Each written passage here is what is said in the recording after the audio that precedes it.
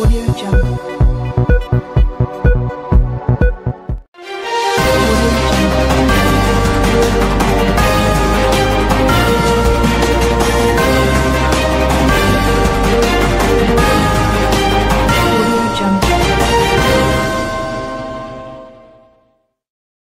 Okey, secara umumnya antara harapan kita kepada sukan adalah perlu memberikan lebih ruang dan peluang kepada golongan orang kurang upaya, kerana saya percaya terdapat berbagai bakat-bakat di kalangan atlet orang kurang upaya yang hadir dan juga berwajar diketengahkan. Dengan ini, apabila diwujudkan lebih banyak program-program pembangunan yang telah pun diwujudkan di bawah Kementerian Belia dan Sukan, sebagai contohnya dana sukan kebangsaan, dan baru-baru ini dirancarkan ke dana e-sport, memberikan ruang dan peluang kepada orang kurang upaya untuk terlibat bersama dalam ekosistem pembangunan OKU, terutamanya kepada aspek memberikan sokongan dan pembangunan aspek bagi negara kita dalam aspek pembangunan sukan.